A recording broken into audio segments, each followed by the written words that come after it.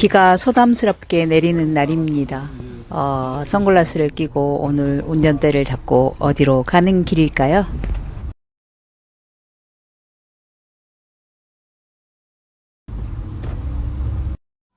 네, 오늘 화원에 다녀왔습니다. 지금 보이는 꽃은 사랑초인데요.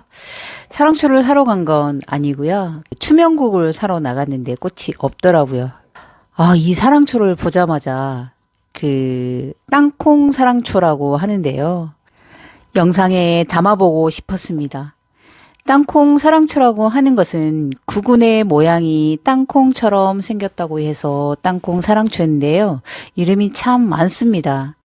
땅콩 사랑초 외에 옥살리스 보이에이, 보이에나, 킹 사랑초로도 불리고 있습니다. 제가 오늘 화원에 가서 유심히 더 보게 된 그 이유는 저희 집에도 이 아이가 꽃을 열심히 피워내고 있거든요. 집에 사랑초도 언제 올리나 영상을 언제 올리나 계속 생각만 하고 있다가 영상만 찍어두고 제가 올리지 못하고 있었거든요. 화원에 가서 보니까 또 너무 예쁜 거예요. 역시 화원에서 싱싱하게 피어있는 모습을 보니까 너무 더 예뻐 보이는 거예요. 저희 집보다. 그래서 지금까지 찍어둔 영상들 얼른 한번 올려야 되겠다라고 생각했습니다. 지금의 모습하고 비교해서 영상 한번 만들어 보도록 하겠습니다. 구근으로 크는 사랑초는 8월 중순경에부터 구근을 심어서 꽃을 보기도 하고요. 지금 이렇게 화원에서 만약에 사게 된다면 지금부터 구입하셔서 겨울 동안 내내 꽃을 보게 됩니다. 따뜻한 햇볕을 좋아하니까 바람도 세게 하면서 창가에 두면 계속해서 3월, 4월 초까지는 계속해서 꽃을 보여주죠. 지금부터는 저희 집에서 자라고 있는 보이에나 사랑초를 보여드리도록 하겠습니다. 잎이 상당히 크죠. 아직 새싹이 올라오고 있는 중인데도 벌써 이렇게 큽니다. 그래서 킹 사랑초, 잎 큰 사랑초라고도 불리나 봅니다. 제가 이 사랑초를 구입한 거는 올해 2월경에 구입을 했어요. 겨울철이었으니까 아직 봄이 이른 시기였죠. 집안에 꽃을 좀 보고 싶어서 사랑초를 구입했는데 저는 이 아이의 종류를 알지 못하고 그냥 사랑초를 구입했어요. 꽃만 보고. 그런데 4월 정도 되니까 거의 막 죽어가는 거예요. 잎이 보이지 않고 줄기가 사그라들면서 보이지 않아서 아이고 또 사랑초 하나 죽였구나. 또 이렇게 해서 또 식물 하나 죽이고 역시 나는 화분에 식물들을 키우지 못하나 보다라고 생각을 했는데요. 저는 따로 검색을 하거나 공부를 하지 않았어요. 사랑초라고 하는 게 계속 사계절 살아있다고만 생각을 했거든요. 예전에 키웠던 이 정도의 크기를 가졌던 사랑초가 1년 365일 살아있는 모습을 보면서 그 아이의 특징이라고 생각을 했었죠.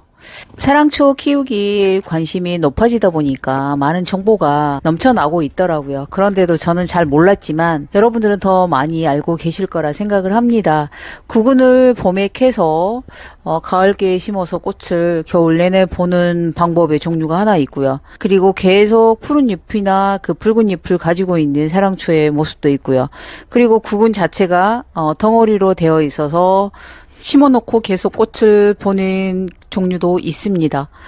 그리고 목사랑초라고 해서 줄기가 목대가 되는 사랑초도 있죠. 미래정원의 영상을 통해서는 분재 사랑초와 목사랑초를 몇 번 올려드린 적이 있습니다. 그런데 지금 이 보이에나 사랑초는 구근 식물이에요. 제가 정확한 구근 식물에 대한 정보를 알지 못하고 실수를 한 거였죠. 봄철이 되어서 구근을 파내고 그거를 심기 위해서 조금 기다렸어야 되는데 저는 죽은 줄로만 알고 심었던 흙을 다른 나무를 심는데 써버린 거죠. 그게 바로 비파나무였던 겁니다. 올 봄이 되기 전에 시골에서 제가 비파나무를 파와서 심었는데요. 이렇게 곱게 예쁘게 자라는 아이예요. 그런데 이 나무 화분 아래서 이렇게 사랑초가 새싹이 났던 겁니다. 물론 다른 화분에서도 또 났어요. 왜 났을까요? 처음에 심었던 사랑초 흙이 여기저기 흩어졌기 때문이었죠. 여기 이 화분이 원래 심었던 자리입니다. 원래 심었던 사랑초 자리에 마가렛을 심었습니다. 그런데 여기에 사랑초는 좀 뽑아내고 싶었어요.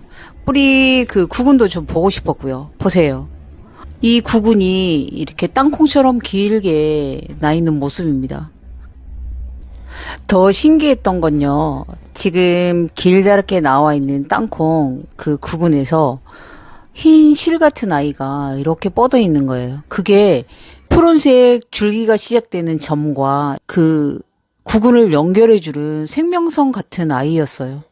그 아이를 그래서 깊게 심으면요, 이렇게 뿌리가 길게 난다는 거죠. 그래서 보니까 많은 유튜버 선배님들이 가르쳐 주더라고요. 이게 심어두고 살짝 흙만 살짝 위에 뿌리는 정도로 심어야 된다고 가르쳐 주는 영상을 저도 보기도 봤습니다. 그래서 여러분들도 심으실 때 구근을 가지고 뿌려놓고 흙만 살짝 덮어주는 정도만 돼도 이 아이들이 저 흰 생명선이 저렇게 길어도 이 아이가 튼튼하게 잘 자랐어요. 그러면 짧았을 때는 더 안정감 있게 아이들이 더 잘 자라겠죠.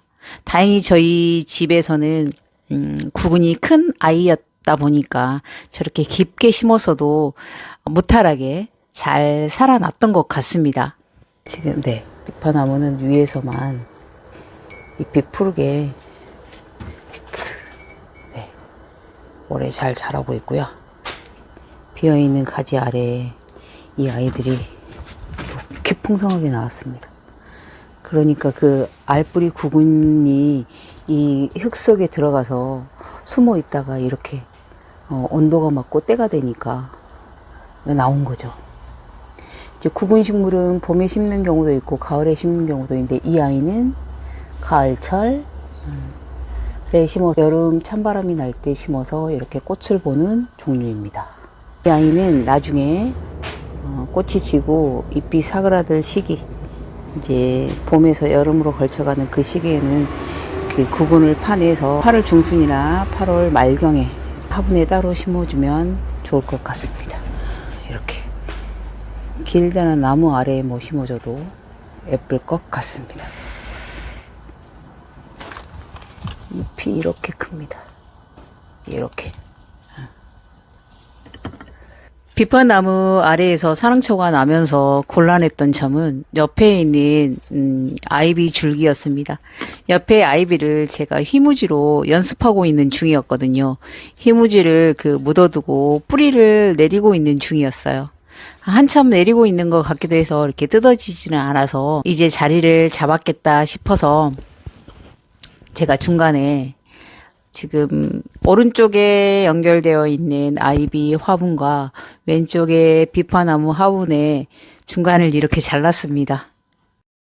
겨울철에 실내로 들여서 월동을 하면서요, 계속 사랑초 꽃을 보고, 그리고 구근을 캐낼 이제 내년 4월 초 정도에 아이비 뿌리도 같이 걷어내도 괜찮을 것 같고, 4월 초 정도에 구근을 파낼 때 아이비 줄기도 걷어내서 다른 화분에 심어도 될 것 같습니다.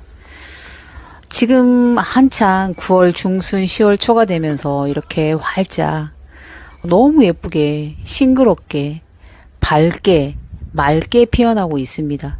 분홍분홍하죠. 색감이 참 곱습니다. 뒷뜰 좁은 곳에 두었다가요, 아이비랑 연결되어 있어서 계속 자리를 옮기지 못했는데 앞뜰에 넓은 곳으로 마련해 주었습니다. 비가 오는 날 비를 일부러 맞추고 있어요. 해갈도 하고 비료도 되니까요. 그런데 이렇게 꽃잎을 오므리고 있죠. 비가 오거나 이른 아침, 저녁이 되면 사랑초는 꽃을 오므립니다. 사랑초는 초보자들도 키우기 쉬운 식물 같습니다. 키우기도 쉽고요. 꽃도 예쁘고요. 이름처럼 참 사랑스러운 아이 같습니다. 영상 끝까지 봐주셔서 감사합니다.